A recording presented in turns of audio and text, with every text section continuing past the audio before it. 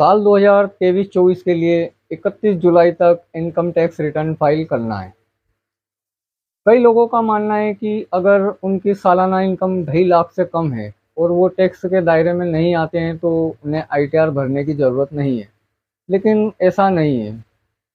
अगर आप income tax के दायरे में नहीं भी आते हैं तब भी आपको रिटर्न फाइल करना चाहिए, क्योंकि अगर आप आईटीआर फाइल करते हैं तो इसमें आपको कई फ़ायदे होते हैं। आईटीआर फाइल करने से लोन मिलने में आसानी होती है। इसके अलावा ये वीज़ा के लिए भी ज़रूरी होता है।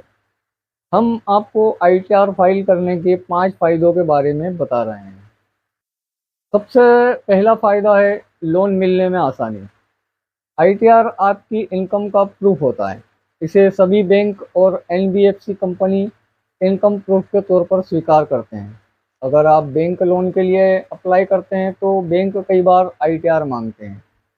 अगर आप नियमित तौर पर आईटीआर फाइल करते हैं तो आपको बैंक से आसानी से लोन मिल जाता है।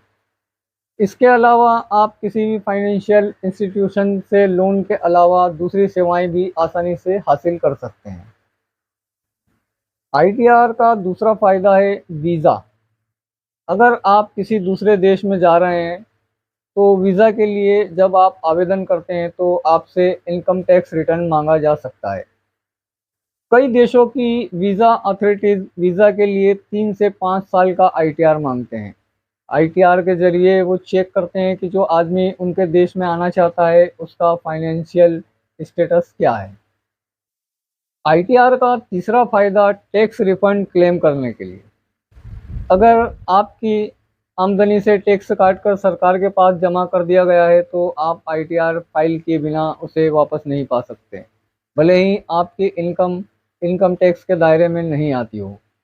अगर आपको टैक्स रिफंड क्लेम करना है तो इसके लिए आईटीआर दाखिल करना ज़रूरी है। आप जब आईटीआर दाखिल करते हैं तो इनकम टैक्स डिपार्टमेंट उसका असेसमेंट करता है। आपका अगर रिफंड बनता है तो वो सीधे बैंक अकाउंट में क्रेडिट कर दिया जाता है।